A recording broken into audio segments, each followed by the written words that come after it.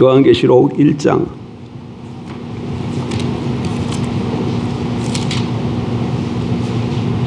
4절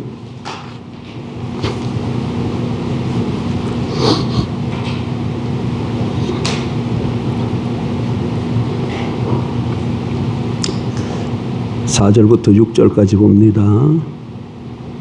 4절 같이 보십시다. 요한은 아시아에 있는 7 교회에 편지하노니 이제도 계시고 전에도 계셨고 장차 오실 이와 그의 보좌 앞에 있는 7 영과 또 충성된 증인으로 죽은 자들 가운데에서 먼저 나시고 땅의 임금들의 머리가 되신 예수 그리스도로 말미암아 은혜와 평강이 너희에게 있기를 원하노라. 우리를 사랑하사 그의 피로 우리 죄에서 우리를 해방하시고 그의 아버지 하나님을 위하여 우리를 나라와 제사장으로 삼으신 그에게 영광과 능력이 세세토록 있기를 원하노라. 아멘. 우리가 읽은 본문을 잘 보면 사도 요한이 성부, 성령, 성자 삼위의 이름으로 교회에게 은혜와 평강을 선포하고 그 다음에 그리스도께서 구원하심과 그로 인해서 하나님께 성령을 드리는 내용으로 되어 있습니다. 근데 제가 오늘 설교를 하려고 하는 본문은 정확하게 말하면 4절 상중 하로 구별하면 하쯤에부터예요. 그의 우리를 사랑하사 여기 앞에 보이죠? 요 뒤부터 제가 오늘 말씀을 전하고자 하는 본문이에요. 제가 한번 다시 읽도록 하겠습니다. 우리를 사랑하사 그의 피로 우리 죄에서 우리를 해방하시고 그의 아버지 하나님을 위하여 우리를 나라와 제사장으로 삼으신 그에게 영광과 능력이 세세토록 있기를 원하노라. 아멘. 보통은 성부, 성자, 성령 이렇게 삼위 하나님을 나열하는데 지금 본문을 보면 성부, 성령, 성자로 나열이 되어 있어요. 왜 그런가 하면 성자의 이름이 나오니까 거기에 대해서 하신 일로 인해서 기뻐서 성령을 드리려고 하는데 성자가 가운데 들어가면 성령 이어서 말씀드릴 수가 없잖아요. 그래서 순서를 잠깐 바꿔서 성부, 성령, 성자 이렇게 삼위로 은혜와 평강을 선포하고 그 다음에 그리스도께 성자께 성령을 드리는 것으로 되어 있습니다. 이 본문을 좀 잘 기억하시고요. 말씀을 좀 잘 들으셨으면 좋겠습니다. 오늘 설교는 아주 가장 기본적인 거예요. 가장 기본적인 것이기 때문에 다시 한번 기초를 좀 잘 다진다는 뜻에서 마음을 좀 열고 잘 들으시면 좋겠습니다. 저는 1986년 9월 12일 금요일 저녁에 결혼을 했습니다. 금요 기도회를 마치고 결혼식을 했어요. 그리고 하나님께서 저희 부부를 통해서 자녀를 셋 주셨어요. 셋 주셨는데 다 딸입니다. 그래서 저는 딸부잣집 아빠인 거죠. 뭐 꽃도 꽃 나름이긴 하지만 어쨌든 저는 꽃밭에서 평생을 살아온 사람이에요. 행복한 삶을 살고 있습니다. 그런데 또 공교롭게도 저희 집 아이들은 한 직종에 종사하고 있어요. 병원에 전부 간호사로 있습니다. 사랑하는 여러분, 병원에서 왜 우리 아이들을 병원의 가족으로 받아들였을까요? 이게 첫 번째 제 질문입니다. 뭐 어려운 거 아니잖아요. 그것은 병원에서 왜 아이들을 병원의 가족으로 받아들였을까요? 그것은 병원에서 병자들을 돌보고 그들을 섬기도록 하기 위해서, 간호하도록 하기 위해서 뽑은 것이죠. 예. 그래서 병원의 가족이 되는 일과 병원에서 맡겨주신 간호사의 일은 아주 긴밀한 관계에 있어요. 왜 병원에서 아이들을 뽑아줬다고요? 환자들을 돌보는 간호하는 일을 맡기기 위해서 뽑아줬다는 거예요. 그러니까 병원에 갔는데 이 간호하는 일을 잘 못하면 어떻게 됩니까? 잘릴 수도 있어요. 예. 그러니까 중요한 건 오늘 아침에 제가 이 얘기를 왜 들으냐면 병원의 가족이 되는 것과 병원에서 맡겨주신 일 직무가 중요한 관계에 있다 이 얘기인데, 이것은 오늘 하나님께서 우리에게 구원을 베푸신 것과 구원의 목적과 아주 긴밀한 관계에 있다는 것과 똑같아요. 오늘 제가 여러 가지 말을 많이 할 텐데 다른 건 다 잊어버려도 이 말씀만을 잊지 마십시오. 하나님께서 왜 우리를 구원해 주셨는가? 거기에는 구원의 목적이 있기 때문이다. 하나님 왜 우리를 구원해 주셨다고요? 구원의 목적이 있기 때문에 구원해 주셨어요. 그래서 요거는 한번 따라 합시다. 우리는 제일 한번 따라하세요. 우리는 구원의 목적을 위해 구원을 받았다. 예, 설교 다 잊어버려도 요 한 문장만은 잊지 마십시오. 요게 설교의 핵심이야. 설교를 딱 요약하면 요 말로 정리가 되는 거예요.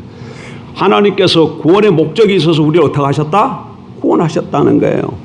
그러니까 하나님께서 우리를 구원시켜 주셨는데 왜 구원시켜 주셨는가? 구원의 목적이 있어서 시켜 주셨다는 거죠. 그러니까 우리 이제 어떻게 살아야 돼? 하나님께서 우리를 구원해 주신 그 목적이 무언가를 알고 그 목적대로 살면 하나님이 함께 하시고 은혜가 부어주시고 그 목적을 더 잘 감당할 수 있도록 하나님이 응원해 주실 것입니다. 그러나 그 목적을 잊어버리면 어떻게 되겠어요? 그럼 구원받은 의미가 상실되어지는 것이죠. 자, 그러면 구원이 무엇이고 구원의 목적이 무엇일까요? 먼저 구원이 무엇인지에 대해서 제가 말씀을 좀 드리겠습니다. 그리고 본문으로 다시 돌아와서 본문을 살펴볼 거예요. 자, 구원이란 무엇인가? 여러분, 사람에게 있어서, 인간에게 있어서 가장 근본적인 문제가 뭐라고 생각합니까? 여러분에게서 지금 가장 근본적인 문제, 뭐 돈이 좀 없는 게 문제인가요? 병에 걸려서 고통스러운 게 문제인가요? 아니면 뭐 가정에 분란이 있어서 가정이 깨지려는 그것이 문제인가요? 뭐가 우리 인생에 있어서 가장 큰 문제일까요? 가장 근본적인 문제일까요? 한번 생각해 보세요. 그게 뭐겠습니까? 생로병사라는 말이 있습니다. 사람이 태어나서 늙고 병들다가 죽는다는 말이에요. 그러니까 사람은 이 땅에 태어나는 순간 모든 사람들이 축하하고 기뻐하지만 사실상 태어나는 순간 어디를 향해서 달려가는 거예요? 죽음을 향해서 달려가는 겁니다. 죽음을 향해서. 그래서 이런 생각이 좀 들더라고. 아이가 이 세상에 태어났을 때 태어나자마자 뭐래요? 앙 하고 울잖아요. 앙 하고 우는데 그 앙 울음소리가 우리를 그렇게 기쁘게 하지만 어쩌면 이런 관점을 갖고 이렇게 보니까 내가 이 세상에 태어났는데 태어나자마자 나는 사망을 향해서 뛰어가야 되는 존재구나. 그게 깨달아져서 알든지 모르든지 우는 게 아닐까. 제 나름대로 그렇게 한번 생각해 봤습니다. 뭐 건강한 사람도 죽고 여러분 병든 사람도 죽고 부자도 죽고 가난한 자도 죽습니다. 사람은 누구든지 다 죽습니다. 다만 좀 일찍 죽는 사람이 있는가 하면 좀 늦게 죽는 사람이 있을 뿐이에요. 그래서 인간에게 있어서 가장 근본된 문제는 누구든지 죽는다는 거예요.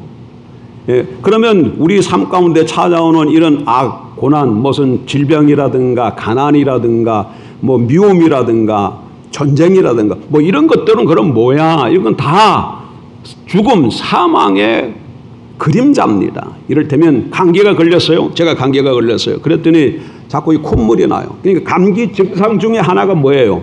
콧물이 나는 것이죠. 열이 날 수도 있고 기침이 날 수도 있어요. 그러니까 열이 난다든지 기침이 난다든지 또 콧물이 흐르는 것은 감기의 증상이에요. 그런 것처럼 죽음병에 걸린 사람들에게 나타나는 증세가 있는데 그게 무엇이냐면 늙고 병들고 미워하고 싸우고 지지고 뽑고 이런 것들이라는 거예요. 그래서 사람들은 누구든지 간에 이렇게 병들고 싸우고 이런 사망의 증세를 나타나다가 결국엔 뭐 한다는 거예요? 죽음으로 끝난다는 거예요.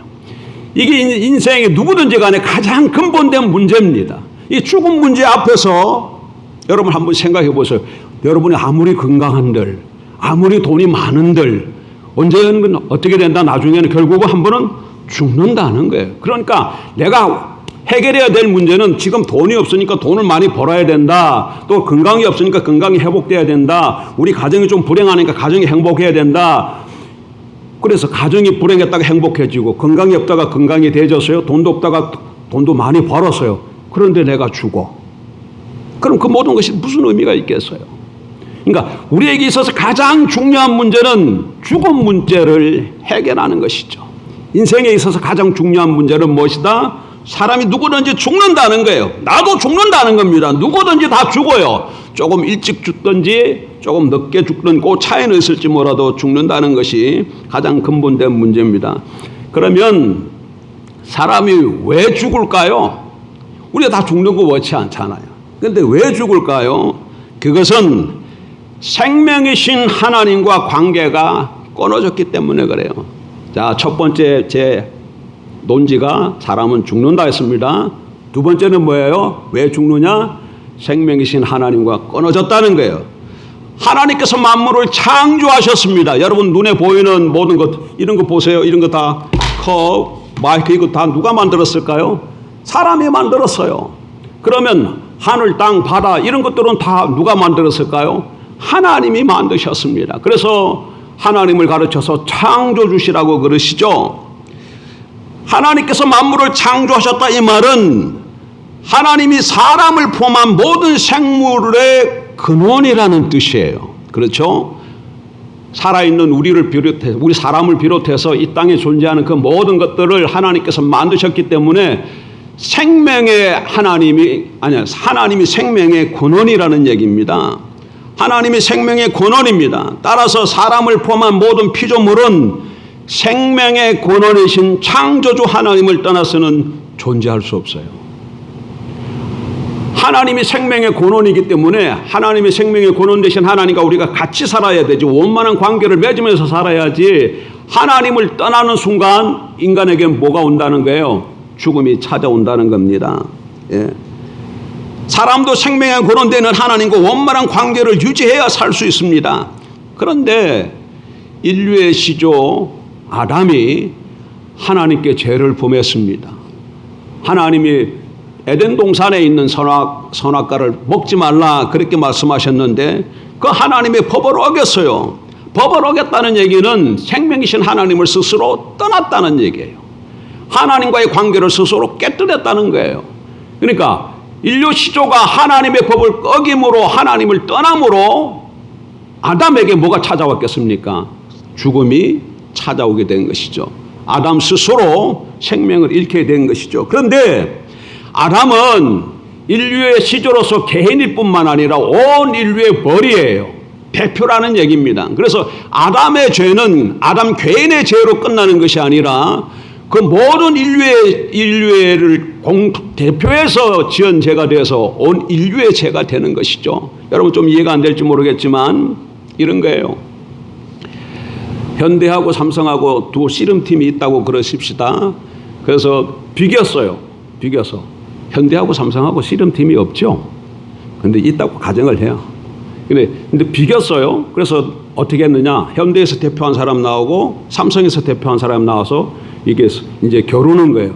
근데 삼성이 이겼어요. 대표로 나온 사람은 삼성이 대표로 나온 사람이 현대로 대표로 나온 사람이 이겼어요. 그럼 누가 이긴 거예요? 개인적으로도 이겼지만 또 누가 이긴 것이 됩니까? 삼성이 이긴 것이 돼요. 그러니까 삼성이 왜 그러냐면 이 사람은 삼성이 뭘로 나왔기 때문에 대표로 나왔기 때문에 그래. 인류 시조가 그런 거예요. 아담은 개인인과 동시에 인류의 대표이기 때문에 아담이 지은 죄는 자신이 지은 죄인과 동시에 온 인류가 지은 죄가 된다는 것이죠. 그래서 자신이 하나님과 관계가 끊어졌을 뿐만 아니라 온 인류가 아담 안에서 하나님과의 관계가 끊어졌어요. 하나님과의 관계가 끊어지면 어떻게 돼요? 생명이신 구르신 하나님과 관계가 끊어졌기 때문에 모든 사람이 아담을 비롯해서 모든 사람이 생명을 잃게 되었고 아담 안에서 모두가 죽음의 존재가 된 것입니다. 그리고 죄로 인해서 이렇게 죽게 된 사람을 성경은 죄인이라 이렇게 말하는 거예요. 그리고 죄의 종이라 이렇게 표현합니다. 그러니까 우리가 죄인 그러면 뭐 나쁜 것을 뭐 폭행을 행한다든지 남의 물건을 훔친다든지 뭐 사기친다든지 이렇게 하는 사람을 죄인이라고 생각하기 쉬운데 그들도 죄인이에요. 근데 성경이 말하는 죄인은 뭐가 죄인이라고요? 하나님과 관계가 끊어진 사람이 죄인이에요. 하나님과 관계가 끊어진 사람. 그리고 죄의 종이 된 사람이라고 이렇게 부릅니다. 그러면 잘 들으십시오. 사람이 다시 살 수 있는 길은 뭐겠습니까? 사람이 구원받는 길은 뭐겠어요? 그러니까 다시 인간의 가장 근본된 문제가 뭐였다? 사람이 죽는다는 것이다. 두 번째, 근데 왜 죽음이 찾아왔느냐? 하나님과의 관계가 끊어졌기 때문에 그렇다. 인류 시조가 범죄했기 때문에 인류 시조 안에서 우리가 함께 하나님과의 관계가 끊어져서 모든 사람에게 뭐가 찾아오게 되었다? 죽음이 찾아오게 되었다네요. 그러면 다시금 구원받는 길, 다시금 우리가 사는 길은 뭐겠습니까? 생명의 근원 되신 하나님과 다시금 관계가 하나가 되는 것이죠. 생명이신 근원과 다시금 연결되는 것이잖아요. 그러니까 우리가 구원받는 길은 생명이신 하나님과 관계를 회복하는 것입니다. 하나님을 떠난 사람이 다시 생명의 근원이신 하나님께로 돌아가면 됩니다. 근데 문제는 사람이 하나님과의 관계를 회복하려면 하나님과 사람 사이에 뭐가 있어요? 아까 뭐 때문에 하나님과의 관계가 끊어졌다 그랬어요? 죄 때문에 끊어졌다 그랬잖아요. 죄를 범하면 하나님과 사람 사이가 관계가 단절되잖아요. 근데 사람이 다시금 하나님께로 돌아가면 되는데 돌아가려고 했는데 하나님과 사람 사이에 뭐가 있다? 죄가 있어. 그래서 이 죄 문제를 해결해야 됩니다. 근데 이 죄 문제를 해결하는 것은 쉬워요. 어떻게 쉽느냐면 그냥 죄는 죄값만 지불하면 돼. 여러분 보세요. 제가 남의 어떤 물건을 하나 훔쳤어요.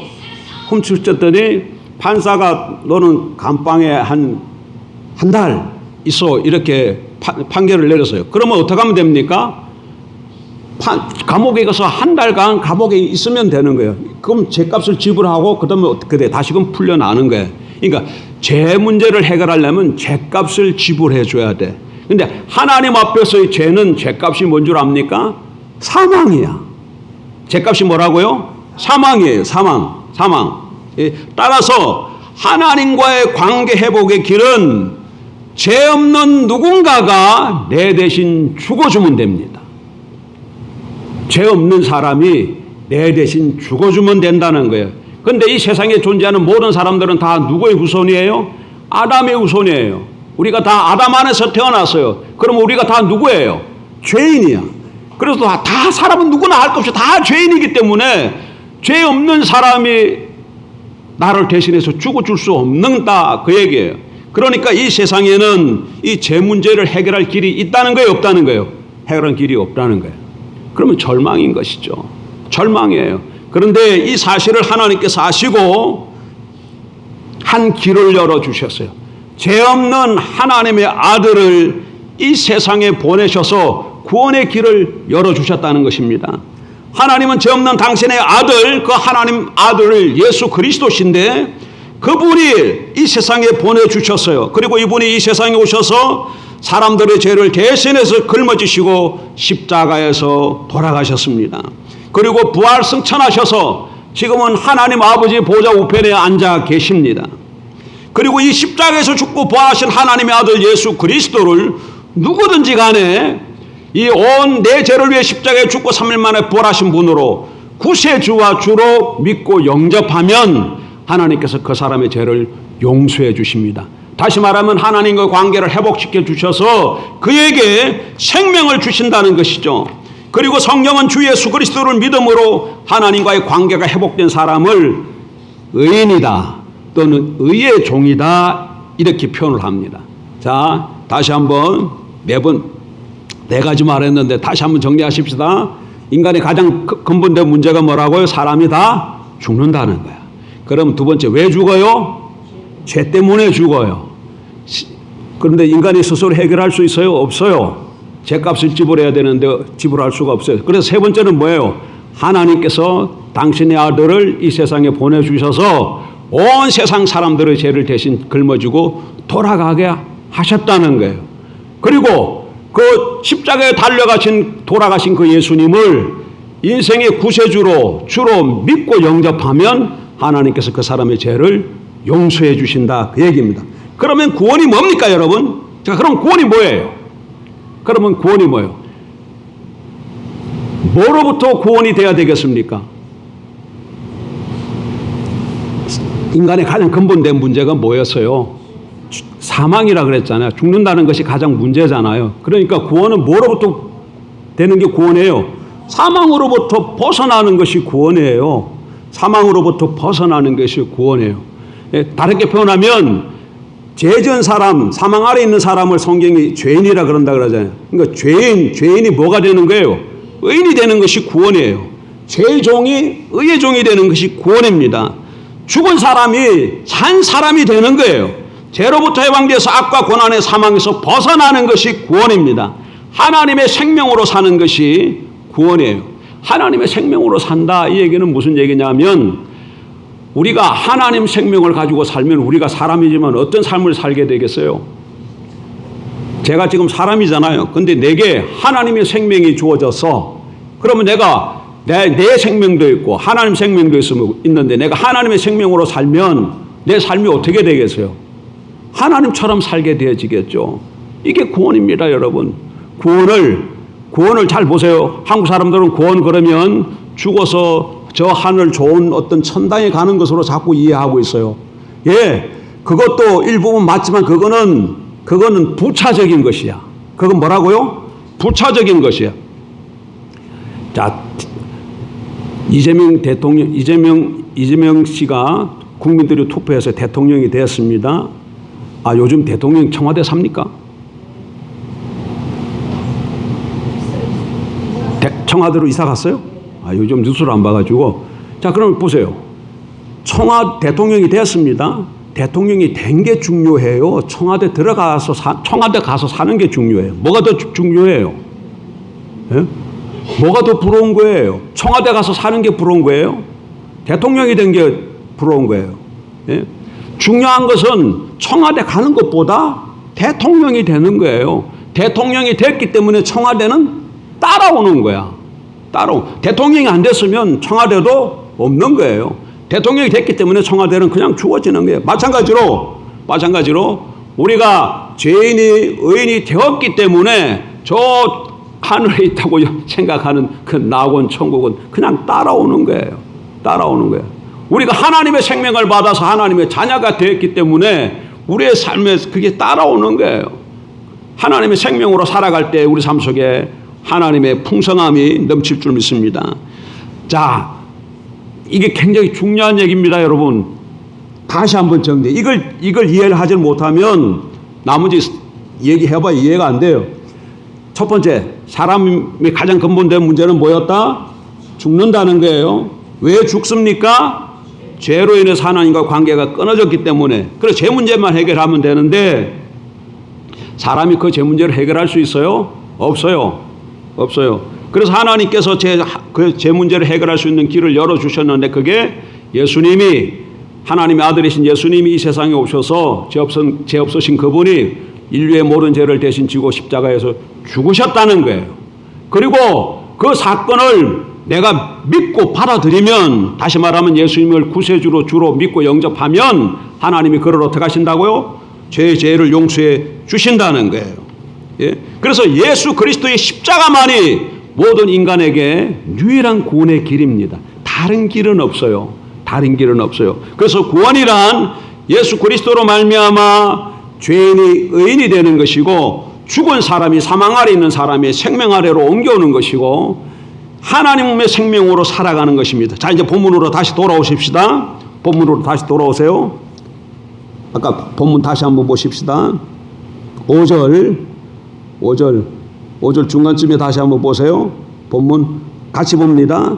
우리를 사랑하사 그의 피로 우리 죄에서 우리를 해방하시고 그의 아버지 하나님을 위하여 우리를 나라와 제사장으로 삼으신 그에게 영광과 능력이 세세토록 있기를 원하노라. 아멘. 오늘 본문을 잘 보면은 본문은 여러 가지를 얘기하고 주고 있어요. 구원이 무엇인지를 말씀해 주고 있고, 그 다음에 구원의 목적이 뭔가를 잘 가르쳐 주고 있어요. 구원에 대해서는 구원의 동기가 무엇인지, 구원의 방법이 무엇인지, 구원의 결과가 무엇인지를 잘 가르쳐주고 있어요. 다시 말하면 왜 그리스도께서 우리를 구원해 주셨는지, 그리고 우리를 어떻게 구원해 주셨는지, 그리고 무엇으로부터 구원해 주셨는지를 말씀하고 있고, 그 다음에 무엇 때문에 구원해 주셨는지를, 구원의 목적을 잘 설명하고 있다는 거예요. 자, 그러면 한번 다시 보십시다. 그리스도께서 왜, 어떻게, 무엇으로부터 우리를 구원해 주셨습니까?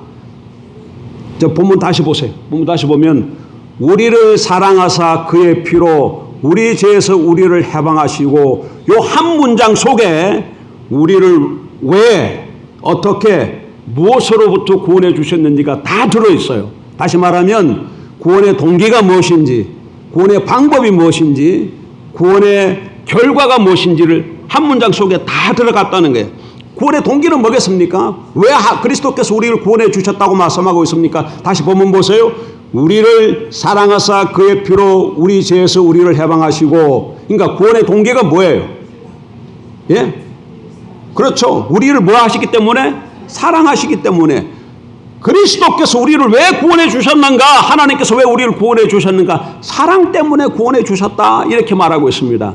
오늘 이 구원의 동기만 말씀드리고 다음 주에 계속해서 살펴보도록 하겠습니다. 여러분, 코리안 마돈나라는 이야기를 알고 계신가요? 성탄절과 코리안 마돈나. 수년 전에, 굉장히 오래됐는데 그때 한번 제가 설교 시간에 얘기한 것 같은데, 1950년대에 6.25가 일어났잖아요. 그해 겨울을 굉장히 추웠습니다. 굉장히 추웠어요. 그때 동부전선의 한 마을에 선교사님 한 분이 성탄절이 오니까 24일 날 저녁이죠. 25일 날 아이들에게 쿠키를 건네주려고, 선물로 주려고 부부가 열심히 빵을 구웠어요. 그리고 날이 밝아오자 이렇게 그릇에 담아가지고 아이들에게 나눠주려고 집을 나왔습니다. 그리고 시내를 따라 걷다가 다리 앞에쯤 이르게 되었어요. 근데 사람이 아무도 없고 아이도 없는데 어디서 애 우는 소리가 들리는 거야.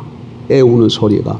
그래서 이 선교사가, 아니 애가 어디서 울지 하고 이렇게 살펴보는데 가만 들어보니까 애 울음 소리도 그냥 엥 하다가 씩씩하게 우는 게 아니야.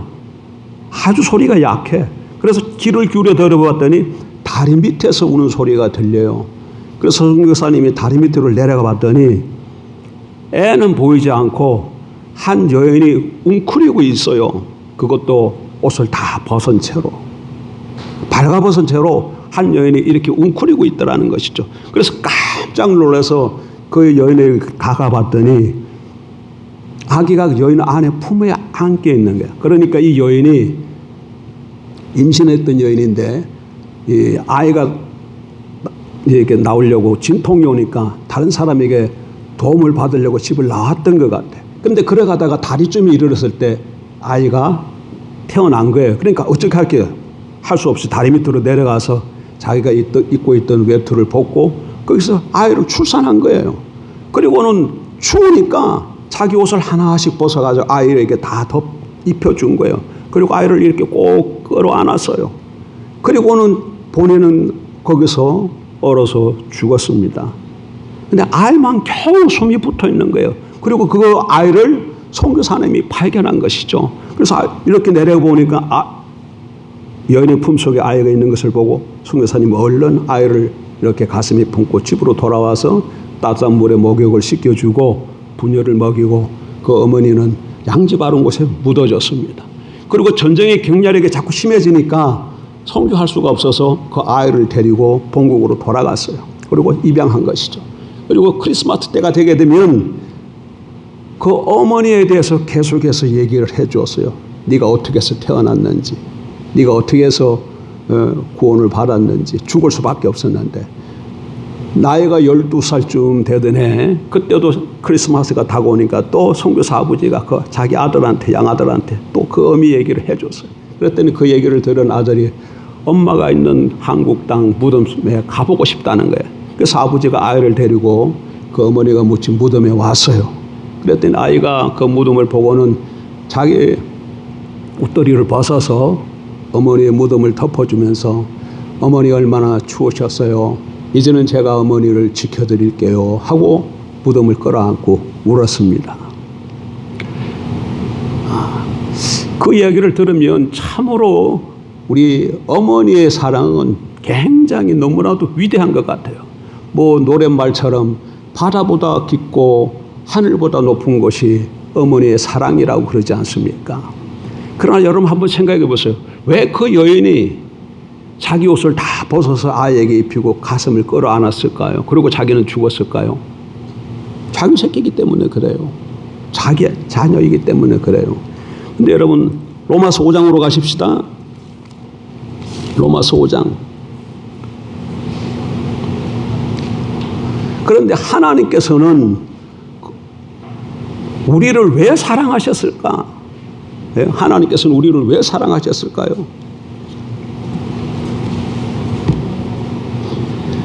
로마서 5장 6절. 우리가 아직 연약할 때에, 우리가 뭐 할 때에? 연약할 때에 기약대로 그리스도께서 경건하지 않은 자를 위하여 죽으셨도다. 무슨 자를 위해서 죽으셨도다? 경건하지 않은 자를 위하여 죽으셨도다.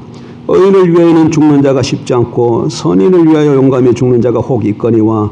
8절. 우리가 아직 죄인 되었을 때에 그리스도께서 우리를 위하여 죽으심으로 하나님께서 우리에 대한 자기의 사랑을 확정하셨느니라. 10절. 곧 우리가 원수 되었을 때에 그의 아들의 죽으심으로 말미암아 하나님과 화목하게 되었은즉 화목하게 된 자로서는 더욱 그의 살아나심으로 말미암아 구원을 받을 것이니라. 여러분 하나님께서 우리를 사랑하셨다고 그래. 근데 우리가 어떤 때 사랑하셨다고 얘기합니까? 6절에 보니까 우리가 연약할 때에, 우리가 경건하지 않을 때에, 우리가 죄인이었을 때에. 10절에서 한 걸음 더 나가서 우리가 어떠한 때에? 하나님과 원수 되었을 때에. 죄인이고 원수 되었을 때에도 하나님께서 우리를 사랑하셔서 당신의 아들을 보내주셨다 이렇게 말씀합니다. 그래서 성경은 이 하나님의 사랑을 아가페라는 단어로 표현해. 아가페. 헬라어 말이죠. 헬라어에는 사랑을 나타내는 단어가 여러 개 있는데 이런 하나님의 희생적인 사랑을 나타내는 것을 아가페라는 단어를 가지고 사도들이 표현하기 시작했어요. 그러니까 하나님의 사랑은 아무 조건이 없는 사랑이야. 그 여인은 큰 사랑이죠. 자기가 낳은 자녀를 위해서 자기의 모든 것을 다 주고 끌어안고 죽었으니 얼마나 큰 사랑이에요. 그러나 그걸 좀 이렇게 뜯어보면 왜 그렇게 했어요? 자기 핏줄이기 때문에. 자기 핏줄이기 때문에. 그러나 하나님은 우리를 사랑하셔서 당신의 아들을 보내주셨는데 거기에 아무 조건이 없어. 아무 조건이 없어. 예? 아무 조건이 없어. 그래서 이 하나님의 사랑을 어떻게 표현할 수 있을까? 어떤